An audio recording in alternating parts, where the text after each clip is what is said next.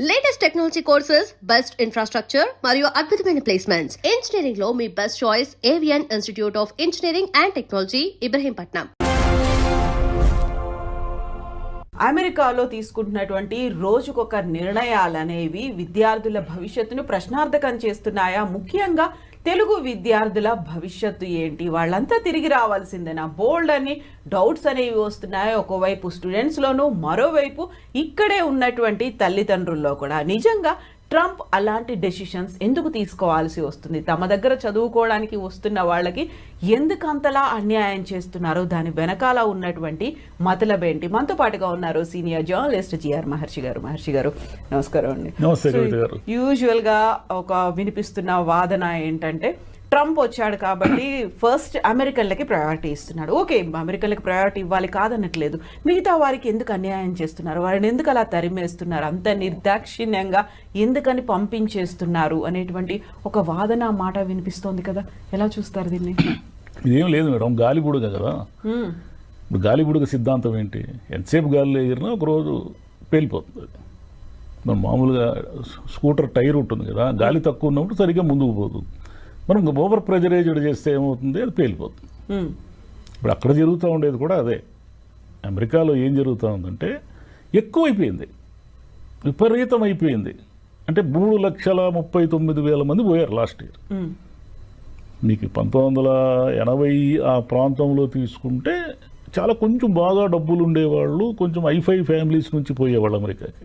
పోయి అక్కడ వాళ్ళకి నచ్చితే సెటిల్ అయ్యేది. అట్లా 90s తర్వాత ఏమైందంటే, ఈ వరల్డ్ లిబరలైజేషను వీటన్నిటి ప్రభావం వల్ల మధ్యతరగతికి కూడా అమెరికా అందుబాటులోకి వచ్చింది. మధ్యతరగతి పిల్లలు కూడా అమెరికా పోయి అక్కడే ఏదో ఉద్యోగాలు చూసుకొని అక్కడే సెటిల్ కావడం ఇదంతా స్టార్ట్ అయింది. ఇది క్రమేపీ ఏమైపోయిందంటే, ఈ 20-25 ఏళ్లలో విపరీతంగా మన వాళ్ళు అక్కడ ఉన్నారు. సరే, మన వాళ్ళు ఉంటే ఏమిటి ఇబ్బంది వాళ్ళకి అంటే, వీళ్ళ సంఖ్య పెరిగిపోయి, ఈ ఏషియన్స్ కానీ ముఖ్యంగా ఇండియన్స్ కానీ వీళ్ళంతా సంఖ్య పెరిగిపోయి అమెరికా వాళ్ళకి ఎవరైతే నేటివ్స్ అమెరికా వాళ్ళు ఉంటారో మాకు అన్యాయం జరుగుతూ ఉంది, మాకు ఉద్యోగాలు లేకుండా పోతున్నాయి, మా పరిస్థితి ఏమిటి అనేది ఒకటి మొదలైంది. ట్రంప్ గెలవడానికి ముఖ్యమైన కారణం ఏమంటే, ఈ అమెరికాకు సంబంధించిన అన్యాయం జరుగుతుందని మన వాళ్ళు కూడా ట్రంప్కి వేశారు. అక్కడ ఉన్నటువంటి ఇండియన్స్, ఓటు హక్కు ఉన్న వాళ్ళు కూడా ట్రంప్కే వేశారు ఈసారి. ఎందుకు వేశారు అంటే, ఈ ఇండియన్స్ సంఖ్య వీళ్ళందరూ తగ్గించేయాలి, వీళ్ళందరూ వెనక్కి పంపించేయాలి అనేది పాయింట్. సరే, ఇప్పుడు మన పిల్లలు అక్కడ ఉన్నారు కదా, ఏమిటి వాళ్ళ పరిస్థితి అంటే, ఇప్పుడు ఉన్న పరిస్థితుల్లో అక్కడికి వెళ్ళిన వాళ్ళు చాలా ఇబ్బందులు పడాల్సిన ఒక సిచ్యువేషన్ ఎదురైంది. ఎందుకు ఎదురైందంటే, సరే డబ్బులు బాగా ఉండి ఫీజులన్నీ కట్టుకొని నెలకు ఇంటి నుంచి 2 లక్షలు 3 లక్షలు ఖర్చులకు తెప్పించుకోగలిగి చదువుకున్న విద్యార్థుల శాతము 10-20% మించి ఉండదు. వాళ్ళు ఓకే, వాళ్ళకు వచ్చిన ఇబ్బంది ఏమీ లేదు, ఎందుకంటే వాళ్ళకేం పని చేయాల్సిన అవసరం లేదు. మిగతా వాళ్ళు ఉన్నారే 70-80% మంది, వీళ్ళు ఏం చేస్తారంటే, ఇక్కడ బ్యాంకులో ఏదో అప్పు తీసుకోవడము, ఏదో వాళ్ళకున్న ఆస్తులు షూరిటీ చూపించి అప్పులు తీసుకోవడము, ఫీజులు కట్టడానికి సరిపడా అక్కడ వెళ్ళి జాయిన్ కావడము, జాయిన్ అయిన తర్వాత చదువుకుంటూ పార్ట్ టైం చేస్తూ నెలకు ఒక $1,000 $1,500 సంపాదించుకొని తమ ఖర్చులకి వర్కౌట్ చేసుకుంటారు. ఆ సిచ్యువేషన్ నుంచి ఇప్పుడు ఏమైందంటే, అది యాక్చువల్గా నేరం. అది మనం వెళ్ళేదే రాంగ్ పద్ధతుల్లో వెళ్తున్నాం. అమెరికా వాళ్ళు మీకు ఏం చెప్పారు? వచ్చి చదువుకోండి, ఫీజులు కట్టి అన్నారు. కానీ మనం అలా వెళ్ళడం లేదు. వాళ్ళు ఏమడుగుతున్నారు? అయ్యా, మీకు చదువుకునే దానికి సరిపడా డబ్బులు ఉన్నాయా లేదా మీ అకౌంట్లో అంటే, మనం అకౌంట్లో డబ్బులు కూడా చూపిస్తున్నాం. సరే, పద్ధతులు ఏవైనా కావచ్చు, మనము అకౌంట్లు, దీనికంతా ఈ కన్సల్టెన్సీలు ఇవన్నీ కూడా హెల్ప్ చేస్తాయి. మనము అకౌంట్లో, అయ్యా మా దగ్గర 40 లక్షలు ఉంది, 50 లక్షలు ఉంది, మేము చదువుకోవడానికి వస్తున్నామని వెళ్ళాం. మనం సఫిషియంట్ అమౌంట్ అయితే ఉంది వెళ్ళాము. వెళ్ళిన తర్వాత అనివార్యంగా ఇంటి నుంచి 2 లక్షలు 3 లక్షలు తెప్పించుకునే పరిస్థితి లేదు కాబట్టి మనం అనివార్యంగా అక్కడ మన పిల్లలు పార్ట్ టైం జాబ్స్ చేస్తారు. సరే, ఈ పార్ట్ టైం జాబ్స్ నేరమని అమెరికా వాళ్ళకి తెలియదు అంటే తెలుసు. వాళ్ళు ఏం చేశారు? వాళ్లకున్న వ్యాపారాలు, వాళ్లకున్న అవసరాలు, ఇప్పుడు అనేక సూపర్ మార్కెట్లు, పెట్రోల్ బంకులు, లేదా చిన్న చిన్న సంస్థలు ఇవన్నీ ఉంటాయి కదా. ఇక్కడ బేబీ సిట్టర్లు, అన్ని బేబీ సిట్టర్లు ప్రతిదీ. వీళ్ళకి అమెరికా వాళ్ళని హైర్ చేసుకోవాలంటే వాళ్ళ రూల్స్ ప్రకారం ఎక్కువ డబ్బులు ఇవ్వాలి. అంటే మన పిల్లలు గంటకు $10 పని చేస్తే అమెరికా వాళ్ళకి $20 పైన ఇవ్వాలి. కాబట్టి ఇదంతా వాళ్ళకి కుదరదు. కాబట్టి ఇక్కడ ఉన్న చదువుకుంటున్న పిల్లల్ని అనేక మందిని వాళ్ళకు కూడా తెలుసు. ఇప్పుడు ఒక సూపర్ మార్కెట్ ఉంది, జాబ్ ఇచ్చాడు అనుకోండి, మన తెలుగు పిల్లలకు ఇంకా ఏదో ఒక విదేశీ విద్యార్థులకు జాబ్ ఇచ్చాడు అనుకోండి, మరి తెలియక కాదు అది క్రైమ్ అని తెలుసు. తెలిసి కూడా ఏమిటంటే వాడికి రోజుకి సగం డబ్బులు మిగులుతాయి. ఈ పిల్లవాడు ఏమిటంటే గట్టిగా బాగా పనిచేస్తాడు. ఎందుకంటే అక్కడ పోయి జీవించాలి కాబట్టి మన పిల్లలు చాలా డిసిప్లిన్గా పనిచేస్తారు. పని చేసి అక్కడ డబ్బులు తీసుకుంటారు. ఈ అమెరికాకు సంబంధించిన గవర్నమెంట్ అఫీషియల్స్ ఉంటారు కదా, దీనికి ఎవరో ఒకరు, వాళ్ళకు తెలియదు అంటే వాళ్ళకు తెలుసు. ఇంతకాలం వాళ్ళు ఏం చేశారంటే చూసి చూడనట్టు ఉన్నారు. ఇప్పుడు ట్రంప్ వచ్చి ఏం చేశాడంటే నువ్వు చదువుకోవడానికి వచ్చావు కాబట్టి చదువుకో అంటున్నాడు. ఇప్పుడు ఏం చేయాలా? అప్పులు చేసి వెళ్ళారు. అప్పులు చేసి వెళ్ళారు. ఇంటి నుంచి 2 లక్షలు 3 లక్షలు తెప్పించుకునే పరిస్థితి లేదు. వెనక్కి వస్తే ఈ అప్పులు కూడా తీర్చాలి. ముందుకు పోవడానికేమో వాడు ఎప్పుడైనా మనల్ని పట్టుకొని వెనక్కి పంపించేస్తాడు. ఉద్యోగాలు ఇచ్చేవాళ్ళు కూడా భయపడుతున్నారు. దీనికి తోడు చదువు అయిపోయిన తర్వాత అది ఓపీటీ ఉంటుంది కదా, ఆప్షనల్ ప్రాక్టికల్ ట్రైనింగ్ అని, అది కూడా క్యాన్సిల్ చేసేస్తాము అనే మూడ్లో. అది ఎందుకంటే స్కిల్స్ డెవలప్ చేసుకోవడానికి మీకు కొంత టైం ఇస్తారు. ఈ టైంలో మన పిల్లలు ఉద్యోగాలు ఎత్తుక్కోవడము, H1B కోసం ట్రై చేయడం, ఇలా ఏదో చేస్తూ ఉంటారు. ఇదంతా ఏమైపోయిందంటే అమెరికా వెంట మనం పరుగులు తీసి ఓవర్ క్రౌడెడ్ అయిపోయింది. ఈ ఓవర్ క్రౌడెడ్ వల్ల వెళ్ళిన వాళ్ళు ఇబ్బందులు పడుతున్నారు. వెళ్ళిన వాళ్ళు ఏమి ఇబ్బందులు పడుతున్నారు? ఇంత అంటే పని చేస్తున్నప్పుడు ఇబ్బందులు పడ్డారు. మీకు రోజుకి 7 గంటలు 8 గంటలు పని చేసి మళ్ళీ కాలేజీకి వెళ్ళి చదువుకోవడం, ఇదంతా కూడా స్ట్రెయిన్ కదా. దానికి తోడు ఏం చేస్తున్నారంటే డబ్బులు ఎక్కువ వస్తాయని రిస్కీ ప్లేసుల్లో పనిచేస్తున్నారు. రిస్కీ ప్లేసులు అంటే ఒక డౌన్ టౌన్ ఏరియానో, లేదంటే ఒక డ్రగ్ ఎక్కువగా ఉన్నటువంటి ఏరియానో, గన్ కల్చర్ ఉన్న ఏరియానో ఉంటుందనుకోండి. అక్కడ ఆ సూపర్ మార్కెట్, పెట్రోల్ బంకులో ఏవో ఉంటాయి, అక్కడ పని చేయడానికి ఎక్కువ డబ్బులు ఇస్తారు. మామూలుగా ఇచ్చే డబ్బుల కంటే అక్కడ రిస్క్ ఉంది కాబట్టి ఎవరు రారు కదా, ఎక్కువ డబ్బులు ఇస్తారు. ఎక్కువ డబ్బులు ఇస్తే మన వాళ్ళు పోయి పని చేస్తున్నారు. అటు చనిపోయిన వాళ్ళు చాలామంది ఉన్నారు. ఈ గన్ కల్చర్లో చనిపోయిన పిల్లలు ఉన్నారు. వీళ్ళంతా ఏమైపోయిందంటే చదువు అయిపోయిన తర్వాత ఉద్యోగాలు కావాలి కదా, ఆల్రెడీ ఆడ సెటిల్ అయ్యి ఉద్యోగాలు చేస్తున్న వాళ్ళు ఉంటారు. ఏది మన ఇండియన్స్ కానీ తెలుగు వాళ్ళు కానీ ఎవరైనా కానీ, వీళ్ళు వాళ్ళకి పోటీగా వెళతారు. అంటే వాడికి ఒక $6,000 వస్తూ ఉందనుకోండి నెలకు. ఈ $6,000 వాడు చేసే పని వీడు 3,000కే చేస్తారంటాడు. అక్కడ వాడికి ఉపాధి కూడా దెబ్బపడుతుంది. వాడి ఉపాధి పోతా ఉంది. వాడి ఉపాధి పోతే వాడికి ఇంకా డేంజరు. ఎందుకు డేంజర్ అంటారా? వీళ్ళు ఏం చేస్తారంటే ఉద్యోగం వచ్చిన వెంటనే ఒక ఇల్లు కొనుక్కుంటారు. ఎందుకు ఇల్లు కొనుక్కుంటారంటే అక్కడ వీళ్ళు కట్టే రెంటు, వీళ్ళు కట్టే EMI 2 ఈక్వల్గా ఉంటాయి. పెద్దగా వడ్డీ రేట్లు బీభత్సంగా ఏమి ఉండవు. దానికి తోడు మీరు కట్టే డౌన్ పేమెంట్ కూడా అబ్నార్మల్ ఏమి ఉండదు. మీరు కట్టుకోగలిగిన స్థాయిలో ఉంటుంది. అంటే ఒక $5,000 $10,000 ఎంతో మీరు కొనే ఇంటి స్థాయిని బట్టి ఉంటుంది. ఈ EMI ఎలాగో మనం రెంట్ ఎవడికోడికి పే చేయాలి కాబట్టి మన ఇంటినే మనం ఓన్ చేసుకుందామని వాళ్ళు కమిట్మెంట్స్ పెంచుకుంటారు. వాడికి ఒక $6,000 జీతం వస్తుంది అనుకోండి, వాడు కమిట్మెంట్స్ పెంచుకొని ఏం చేస్తాడంటే వాడికి వచ్చే దాంట్లో $3,000 EMI కట్టుకోవడానికి పెట్టుకుంటాడు.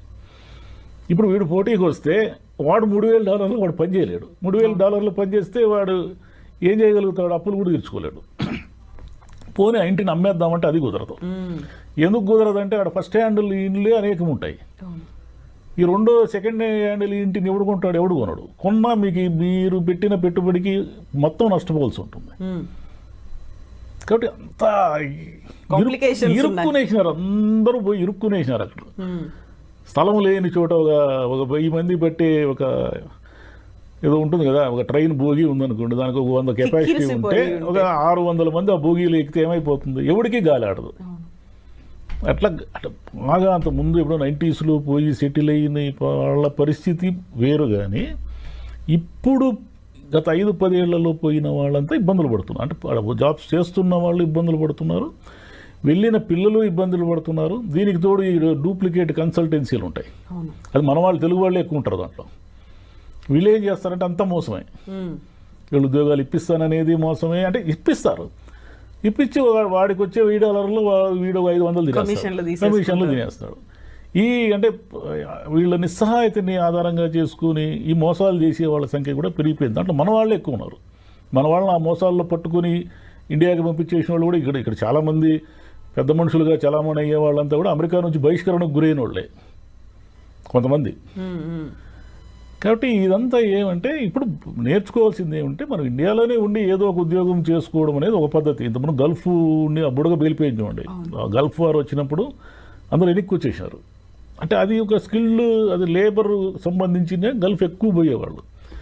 ఈ సాఫ్ట్వేర్ వాళ్ళకే అసలైన ఇబ్బందులు ఉండేది. నర్సింగ్ నుంచి వెళ్ళేవాళ్ళు, ఫార్మసీ నుంచి వెళ్ళేవాళ్ళు అక్కడ కూల్గానే ఉన్నారు. ఈ సమస్య అంతా ఇప్పుడు ట్రంప్ పెడుతున్న ఇబ్బందుల వల్ల ఏమవుతుందంటే అమెరికాలో ఉన్న ఆర్థిక వ్యవస్థ అంతా కూడా ముతలాకుతలం అవుతా ఉంది. ఇప్పుడు 125% టారిఫ్లు విధిస్తే ఇప్పుడు చైనా మీద అతను వారు ప్రకటించాడు. చైనా వస్తువు లేకుండా మనం ఒక రోజైనా జీవించగలమా? అసలు మన దేశంలోనే ఒకసారి ఊహించుకోండి మీరు. చైనా చైనా చైనా కదా, ఏ వస్తువు చూసినా చైనా ప్రోడక్టే ఉంది మనకు. ఇక అక్కడ కూడా అంతే, డాలర్ షాపులోనే ఉంటాయి. సింగిల్ డాలర్కి మన దగ్గర $100 ఏదో వస్తువు దొరికిన అన్ని వస్తువులు $100 అక్కడ డాలర్ షాప్స్ ఉంటాయి. ఈ డాలర్ షాపుల్లో సగం చైనా వస్తువులే ఉంటాయి. మరి వీటన్నిటినీ మీరు సుంకాలు పెంచి ఇవన్నీ చేయడం వల్ల అవన్నీ రేట్లు పెరుగుతాయి కదా. మీకు ఎగుమతులు మీకు ఎలాగైతే తగ్గిపోతాయో దిగుమతుల మీద వచ్చేవన్నీ కూడా రేట్లు పెరుగుతాయి. ఇవన్నీ రేట్లు పెరిగినప్పుడు వాళ్ళకి సహజంగానే అమెరికన్స్ ఏం చేయాలా, ఖర్చులు తగ్గించుకుంటారు. ఇప్పుడున్న ఆర్థిక వ్యవస్థలో అమెరికానే కాదు ఏ దేశమైనా సరే ప్రజలు తమ ఖర్చుల్ని తగ్గించుకుంటే మునిగిపోతుంది. ప్రజలు ఖర్చు పెడతా ఉండాలా, డబ్బు చలామణిలోనే ఉండాలి. మనకెందుకు ఇన్ని ఈఎంఐలు అవి ఇవి డిస్కౌంట్లు అని ఇచ్చి అన్ని కొనిపించేది, మన దగ్గర రూపాయి ఉండకూడదు. మనం ఎప్పుడు అప్పుల్లోనే ఉండాలి, నెల నెల బిల్లులు కడుతూనే ఉండాలి. మనం ఇంత మునుపు మీరు గమనిస్తే 20-30 ఏళ్ల క్రితము పొదుపుకు సంబంధించిన అడ్వర్టైజ్మెంట్లు వచ్చేటివి. పొదుపు చేయండి, పొదుపు శ్రీ మహాలక్ష్మి ఏదో అనేవాళ్ళు కదా. ఇప్పుడు ఎవరు అనడం లేదు, గమనించండి మీరు. పొదుపు అనే అడ్వర్టైజ్మెంట్ పొరపాటున కూడా రాదు. డబ్బులు ఖర్చు పెట్టించే అడ్వర్టైజ్మెంట్లు 100 ఉంటాయి. అందులో ఆఫర్లతో పాటు ఆఫర్లు, కార్లు కొనండి, బట్టలు కొనండి, బంగారం కొనండి, ఇల్లు కొనండి, అవి కొనండి, ఇవి కొనండి. అంటే మీరు నిరంతరము ఈఎంఐలు కడుతూ బిల్లులలో అంటే అప్పుల్లో ఉంటేనే ఆర్థిక వ్యవస్థ నడుస్తూ ఉంటుంది. మనకంటే అమెరికా ఇంకా ఘోరం. అమెరికాలో ఏంటంటే నిరంతరం డబ్బు చలామణి జరుగుతూనే ఉంటేనే వాళ్ళ ఆర్థిక వ్యవస్థ నిలబడుతుంది. అంటే ఈ విషయాలన్నీ ట్రంప్కు తెలియవంటే తెలుసు. అతను ఏదో అమెరికాని మళ్ళీ గ్రేట్ చేయాలనేది నినాదం పెట్టుకున్నాడు కదా.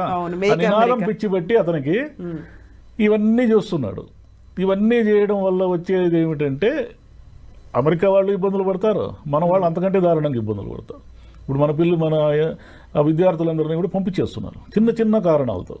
అంటే మీరు పొరపాటున డ్రైవింగ్ తప్పు చేసి మీ మీద ఒక చలానా ఉన్న టికెట్ ఉన్నా కూడా మీరు శిక్షార్హులే, మీరు వెళ్ళిపోయిన ఇంటికి 15 రోజుల్లో అంటున్నారు. అంటే ఏదో కోర్టులు అవి ఇవి నడుస్తున్నాయి అనుకోండి. ఈ 3 ఏళ్ళు కష్టమే వాళ్ళకి.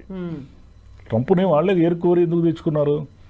ఆయన ఏదో మా అమెరికాని మార్చేస్తాడని తెచ్చుకున్నారు. ఇప్పుడు వీళ్ళందరూ లేకపోతే వాళ్ళ వ్యాపారాలు జరగవు. ఈ భారతీయ విద్యార్థులు కావచ్చు, చైనీస్ కావచ్చు, చాలామంది కొరియా వాళ్ళు, వీళ్ళంతా విపరీతంగా ఉన్నారు కదా అక్కడ. వీళ్ళందరూ లేకుండా $4,380 కోట్ల వచ్చింది అమెరికాకు ఆదాయం కేవలం విద్యార్థుల వల్ల, విద్యార్థులు ఫీజులు కట్టడం వల్ల. మరి ఇదంతా ఆదాయమే కదా. అసలు వీళ్ళంతా లేకపోతే ఆడున్న యూనివర్సిటీలు సగం మూసేస్తారు. ఎక్కడున్నాయి ఆడ? వీళ్ళు మన పిల్లలు, విదేశీ పిల్లలంతా చేరితేనే కదా అమెరికాలో అన్ని యూనివర్సిటీలు నడుస్తున్నాయి. మరి వాళ్ళంతా ఏమైపోవాలా? కాబట్టి ఇదంతా ఒకరినొకరిని చుట్టుకునేసింది. అందరూ చక్రవ్యూహంలో ఇరుక్కున్నారు పోయి. ఈ ట్రంప్ మరి తగ్గినట్టే కనిపిస్తున్నాడు. తగ్గితే మంచిది. కానీ ఇంకే అమెరికా బుడగైతే పేలిపోయింది. ఇంక పల్లెల్లో కూర్చొని మావాడు అమెరికాలో ఉన్నాడు, మా అమ్మాయి అమెరికాలో ఉంది. ఇప్పుడు మీరు ఏ పల్లెటూరు కన్నా పోండి, ఒక 25 మంది పెద్దవాళ్ళు కనిపిస్తారు అమెరికా చూసి వచ్చిన వాళ్ళు.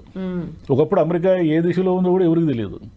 ఈరోజు మీరు ఏ పల్లెటూరులో అయినా అడగండి, ఆ పల్లెటూరులో 10 మంది అమ్మాయిలు అబ్బాయిలు అమెరికాలో ఉంటారు. ఆ ఊరిలో ఉన్న పెద్దవాళ్ళు, ముసలి వాళ్ళు కూడా అమెరికాని చూసి వచ్చిన వాళ్ళు అనేక మంది ఉంటారు. ఎందుకంటే ఇప్పుడు పిల్లలకి ఏదైనా పురుడు, డెలివరీలు ఇవన్నీ అయినప్పుడు అక్కడ ఖర్చులు భరించలేరు కాబట్టి యాక్చువల్గా వీళ్ళు పోయేది అసిస్టెంట్లుగానే, హెల్త్ అసిస్టెంట్లుగానే పోయేది మనము. కానీ మనం ఏదో చెప్పుకుంటూ ఉంటాం అమెరికా పోయించినాం అని. కాబట్టి ఈ డాలర్స్ డ్రీమ్ అనేది బుడగా అయిపోయింది దాని పని. ఈ అయిపోయిందని దాన్ని గుర్తించి ఇంక అప్పులు డబ్బులుంటే పోండి, మీరు ఉద్యోగం చేయండి, లేదంటే వెనక్కి వచ్చేయండి, ఏమైనా వీళ్ళు వెళ్తారు కదా, 3,30,000 మంది వెళ్ళారు కదా, వీళ్ళలో 20,000 మంది కూడా వెనక్కి రారు. 3,30,000, 3,15,000 మంది ఆడే ఉండాలనుకుంటారు. ఎక్కడున్నాడు స్పేస్, మీకు ఎక్కడుంది జాబ్స్, ఎక్కడున్నాయో లేదు కాబట్టి అది మీకు మీరు వెనక్కి రాలేరు. ఎందుకు రాలేరంటే ఇక్కడ ఉన్న కమిట్మెంట్స్ కోసం వెనక్కి రాలేరు. పైగా అక్కడ అలవాటు పడితే కూడా కష్టమే. ఎందుకంటే మీకు సివిక్ కమ్యూనిటీస్ కానీ, ఈ ట్రాఫిక్ కానీ, ఇదంతా ఒక సిస్టమ్ ఉంటుంది కదా, మనకు సిస్టమ్ ఉండదు ఇక్కడ. కాబట్టి ఆడ డ్రైవ్ చేసేవాడు ఈ డ్రైవ్ కూడా చేయలేడు, ఈ ట్రాఫిక్ తట్టుకోలేడు వాడు.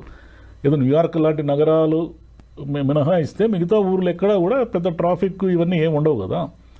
కాబట్టి అక్కడున్న సౌకర్యాలకు అలవాటు పడి అమెరికా వదిలి రావాలనిపించదు. అక్కడ ఉండాలంటేనేమో ఈ నిరంతరం స్ట్రగులు, చాలా ఇబ్బంది, అంటే ఏమంటారు, స్ట్రెస్ గురవుతున్నారు పిల్లలంతా కూడా.